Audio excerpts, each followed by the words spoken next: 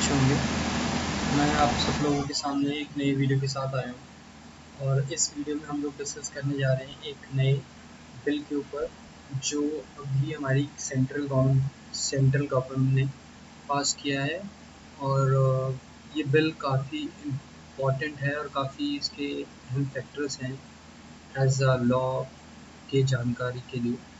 तो मैं आप लोगों को बता दूँ, ये जो बिल है इसका नाम है the criminal procedure identification bill 2022, यानी 2022 में ये बिल लेके आए गए हैं। जैसा कि आप लोग स्क्रीन पे देख पा रहे हैं एंड ये मैं आप लोगों को फुल स्क्रीन पे शो करके दिखा रहा हूँ ये सारी चीज़ें जो डिटेल्स के साथ हैं। इसमें आप देख पा रहे हैं कि इसको होम मिनिस्ट्री ने पास किया है बिल को, और ये लोकसभा के अंदर इंट्रोड्यूस हुआ था मार्च 28 मार्च 2022 में। ये लोकसभा के अंदर पास हुआ 4 अप्रैल 2022 के, और ये राज्यसभा में जो है वो अप्रैल 6 2022 में पास हुआ है। तो फाइनली ये इंट्रोड्यूस होने के बाद बिल अब ये लॉ बन गया है, कंप्लीट लॉ है। ये किसको रिप्लेस करता है और इसमें क्या नए प्रावधान ऐड किए गए हैं, क्या ये पहले एज इट इज़ था या नहीं था, इसके बारे में मैं आप लोगों को बताने जा रहा हूँ। द आइडेंटिफिकेशन, जो ये बिल है the criminal procedure identification bill 2022, ये रिप्लेस करता है the identification of prisoners act 1920। ये 1920 में एक बिल था आइडेंटिफिकेशन ऑफ प्रिजनर्स एक्ट, उसको रिप्लेस कर रहा है ये। सो अराउंडली मान के चलिए कि 100 साल बाद जाकर के कोई एक लॉ के अंदर हम चेंज लेके आ रहे हैं। तो ये जो बिल था पहले prisoners act 1920 allow police officers to collect the certain identification information, like ये क्या इन्फॉर्मेशन जो होते थे प्रिजनर्स की, उनकी इन्फॉर्मेशंस लेता था, लाइक फिंगरप्रिंट्स एंड फुटप्रिंट्स, जो उंगलियों के निशान और पैरों के जो भी फुटप्रिंट्स के निशान होते थे, of a person including convict and arrested person, जो कन्विक्ट होता था यानी जो अपराधी और जो अरेस्ट होकर के आया है उनके लिए। ऑल्सो अ माइग्रेट में other measurements of photographs of person to be taken to aid the investigation of any offence. तो ये सारे जो इन्फॉर्मेशन थी, लाइक जो मैं आपको बता रहा हूँ, ये सारी इन्फॉर्मेशन जो पहले आइडेंटिफिकेशन ऑफ प्रिजनर्स एक्ट 1920 में ये सारी चीज़ें आती थी। देन उसके बाद आप देख सकते हैं कि इसके अंदर they have been an advance in technology. अब जो ये नया बिल लेके आया गया है, बिकॉज अभी जो सिचुएशन है और अभी जो चेंजेस आ रहे हैं, तो चेंजेस के हिसाब से हमारे लॉ के अंदर भी और हमारे रूल्स एंड रेगुलेशंस के अंदर भी चेंज आने बहुत ज़रूरी है। Because day by day crime और क्राइम करने का तरीका भी बदल रहा है, और जब बदलती हुई दुनिया के साथ साथ हमें अपने क्राइम की लॉज रिलेटेड जो लॉज हैं, जो हमारे साधन संसाधन की सुविधाएं हैं, वो सब भी बदलती रहनी चाहिए। तो ये हमारे प्रधानमंत्री श्री नरेंद्र मोदी का एक विज़न भी है। शायद जब मिस्टर होम मिनिस्टर जो है वो लोकसभा में स्पीच दे रहे थे, तो उन्होंने एज इट इज़ ये वर्ड बोला था कि हम स्मार्ट पुलिसिंग के ऊपर कुछ एक आगे फ्यूचर को लेकर चल रहे हैं। तो स्मार्ट पुलिसिंग का एक ये नया आप ये एडवांस वर्जन बता सकते हैं कि जो the criminal procedure identification bill 2022 जो उन्होंने प्रेजेंट किया है। तो इसके अंदर नया क्या है और पहले क्या था, उसमें कि नया चेंजेस क्या आया है, तो मैं आपको बताने जा रहा हूँ। इसमें भी नया चेंज क्या है, there have been advance technology.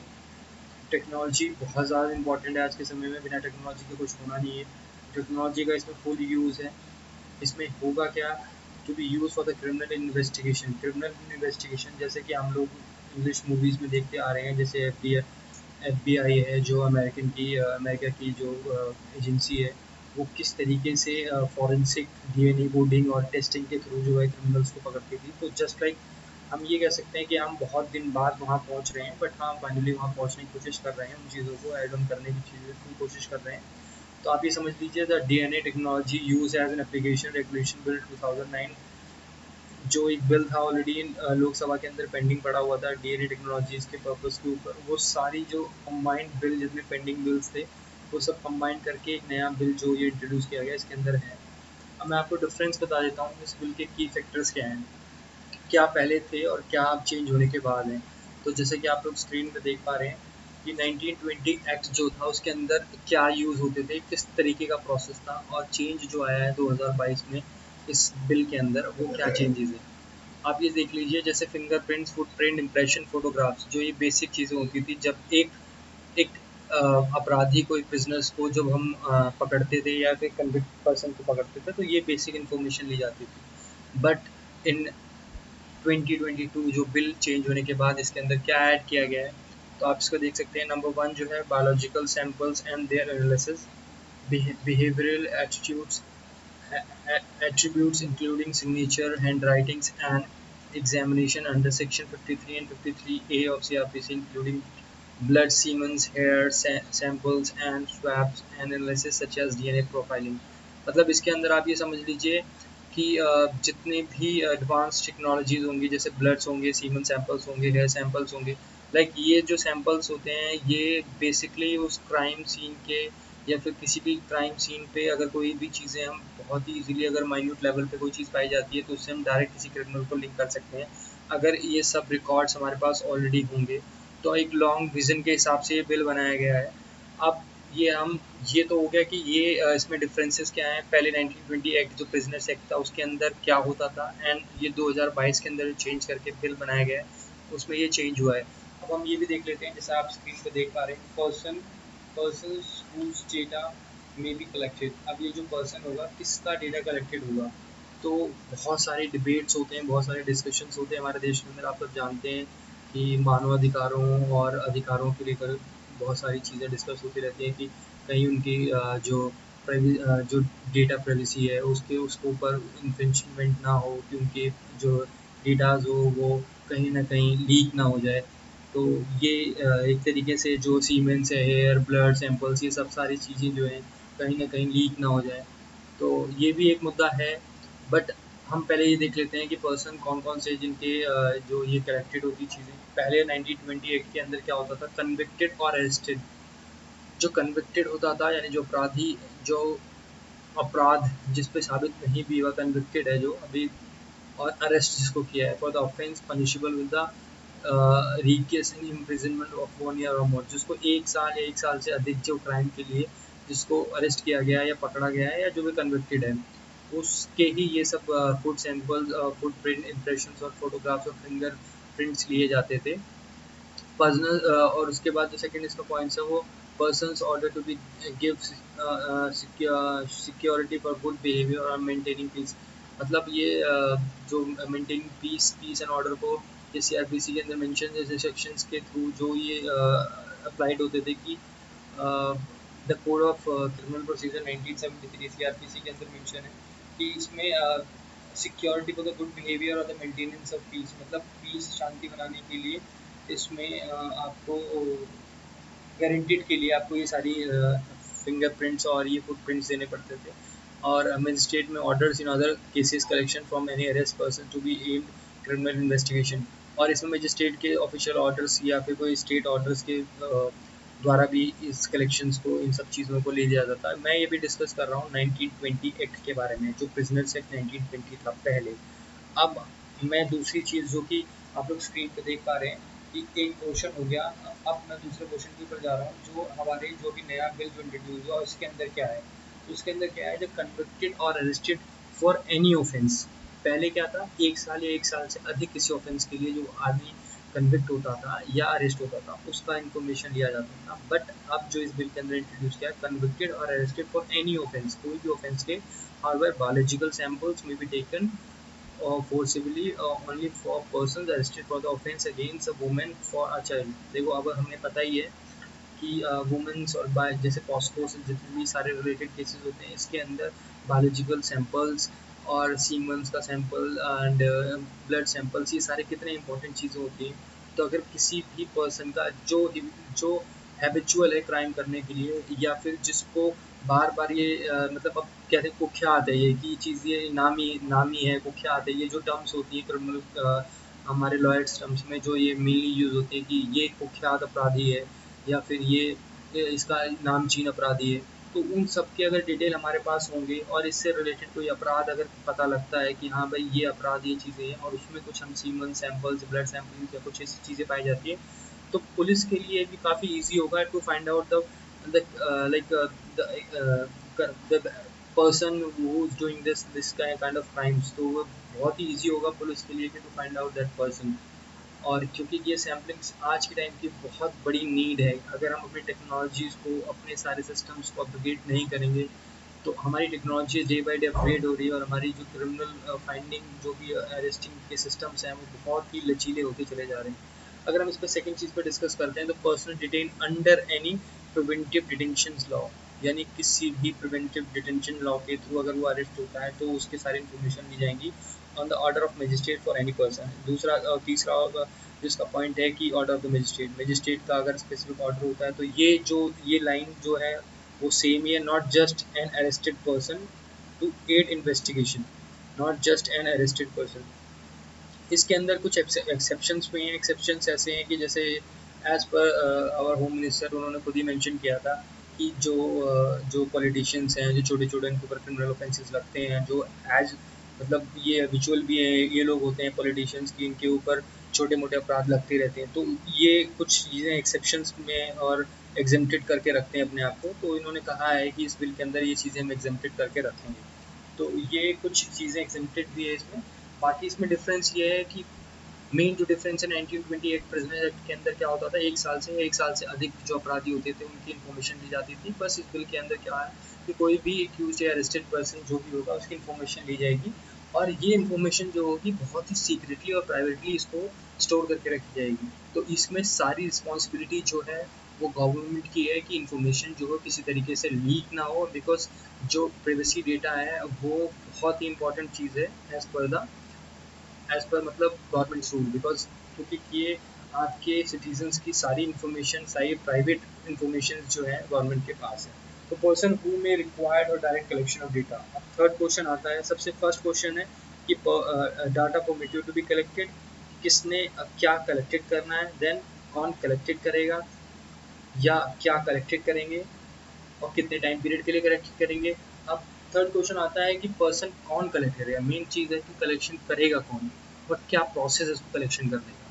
तो पर्सन हु में required and direct collection of the data, तो इसमें एक एजेंसी को बनाया गया है। मैं पहले 1920 का बता देता हूँ। इसमें होता क्या था, investigation officer, officer in charge और ऑफ अ पुलिस स्टेशन और rank of the sub inspector और अबव।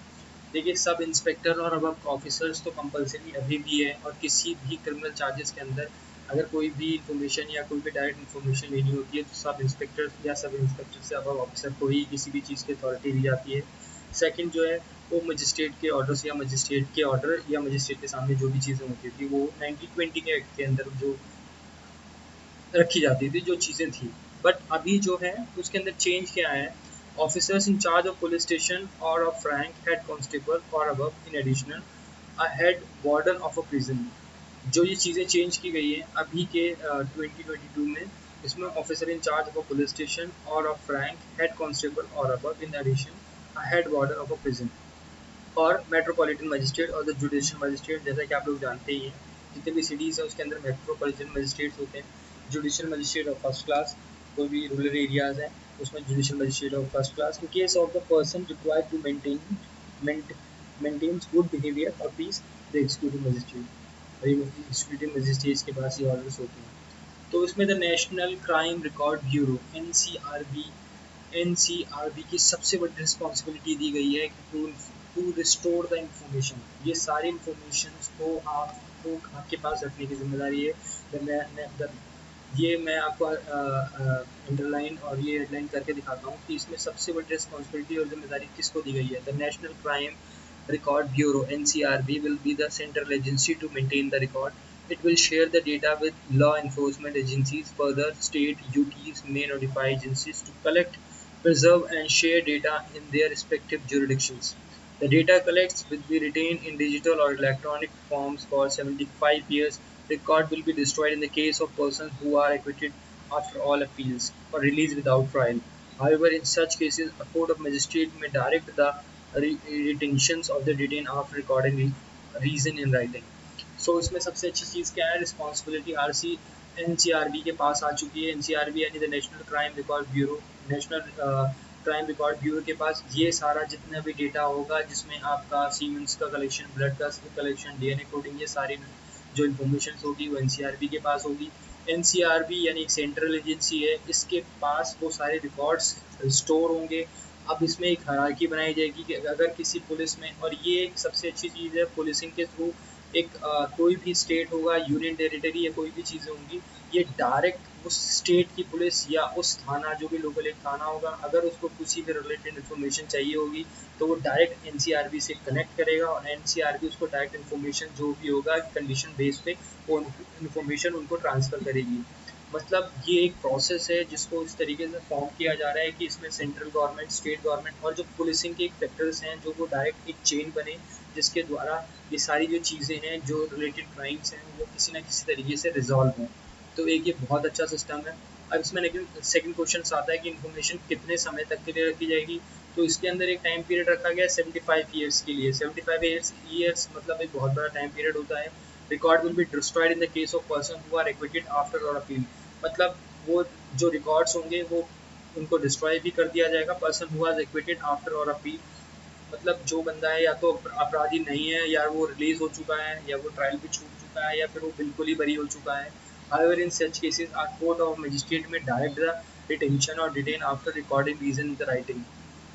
इसके अंदर वो सारी भी चीज़ें, जैसे मजिस्ट्रेट ने किसी को वापस बुला लिया या किसी को कंसिडरेशन नहीं है, तो उसमें भी एक कंडीशंस रखी गई हैं। इसमें भी एक्सेप्शंस हैं, बहुत सारी चीज़ें हैं, क्योंकि कभी ये जब तक ये एनसीआरबी का एक प्रोटोकॉल, एक सिस्टम बनेगा कि हाँ उनको प्रोसेस कैसे करना है। देखिए बिल है, बिल में एक रिस्पॉन्सिबिलिटी दे दी गई है एनसीआरबी को। अब एनसीआरबी को भी अपनी प्रोसेस को कैसे काम करना है, वो उनकी अपनी रेगुलेटरी बॉडी को उनको स्टेब्लिश करना है। तो अभी बिल के थ्रू एक रिस्पॉन्सिबिलिटी एनसीआरबी को दी गई है।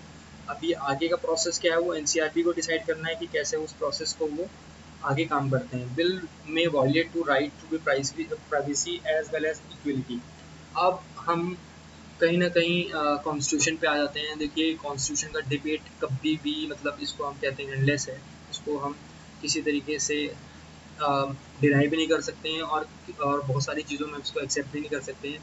बिल्कुल सही बात है कि हम इसमें सीमेंस का कलेक्शन, ब्लड का कलेक्शन और सारी प्राइवेट इंफॉर्मेशन जो है हम किसी भी पर्सन का ले रहे हैं, तो इसमें किस तरीके की श्योरिटी है कि कहीं वो जो इन्फॉर्मेशन हो, प्राइवेट इन्फॉर्मेशन होगा, वो किसी पर्सन का कहीं ना कहीं उसको लाइक यूज़ नहीं किया जाएगा या कहीं उसका मिसयूज़ नहीं होगा। तो ये एक डिबेटेबल क्वेश्चन है, ये बिल्कुल डिबेट रहेगा इसमें। The bill permits the collection of the certain identification information about individual for the investigation of the crime.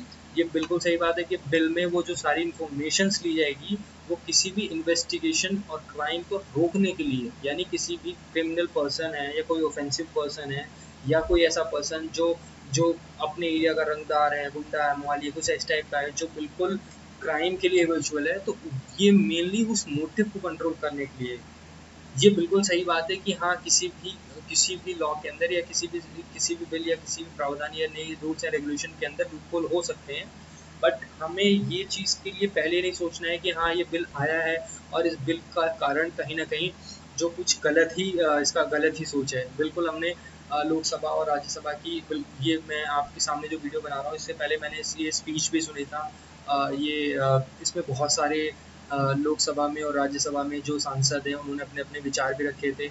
इसमें आम आदमी पार्टी के संजय सिंह ने भी ये विचार रखा था कि कहीं आप लोग ये बिल बना रहे हो, इसमें कहीं ये आपके अगेंस्ट ना चले जाए। स्टेट गवर्नमेंट्स जो होंगी, और जब आपकी गवर्नमेंट्स जाएगी तो कहीं पुलिस आपके अगेंस्ट में इसको यूज़ ना करे।